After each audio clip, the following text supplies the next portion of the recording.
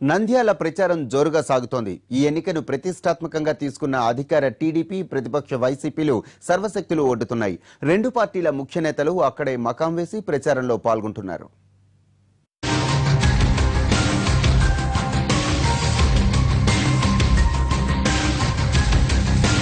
నంద్యాల ఉప ఎన్నికల వేడితో రగిలిపోతోంది.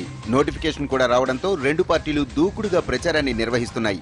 అధికార పార్టీ అభ్యర్థిగా భూమా బ్రహ్మానందరెడ్డి ప్రచారం జోరుగా సాగుతోంది.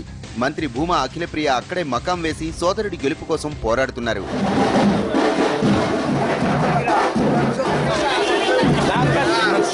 నంద్యాలలో భూమా అఖిలప్రియ భారీ ర్యాలీ నిర్వహించారు.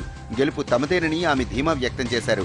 ప్రజలు అభివృద్ధికే పట్టం కడతారని, భారీ మెజారిటీతో విజయం సాధిస్తామని అన్నారు అఖిలప్రియ.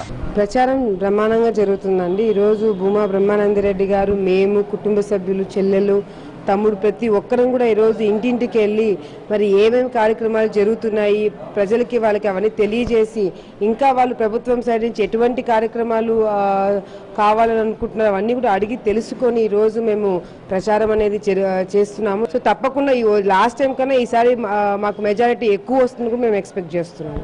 ఇటు వైసీపీ అభ్యర్థిగా బరిలోకి దిగిన శిల్పా మోహన్ రెడ్డి కూడా గెలుపు కోసం సర్వశక్తులు ఒడ్డుతున్నారు. ఓడిపోతే రాజకీయ సన్యాసం చేస్తానని అఖిలప్రియకు సవాల్ విసిరిన ఆయన గెలుపు తమదేనన్న ధీమాతో ఉన్నారు. ప్రచారం దూకుడుగానే నిర్వహిస్తున్నారు.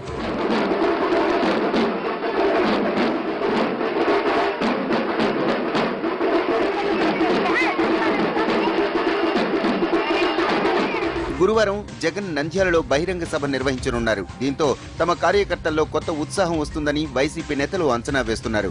ఇటు సీఎం చంద్రబాబు కూడా నంద్యాల ప్రచారంలో పాల్గొనే అవకాశం ఉంది. మరోవైపు కాంగ్రెస్ కూడా నంద్యాల పోరులోకి దిగింది. ఖాదర్ను తమ అభ్యర్థిగా ప్రకటించింది.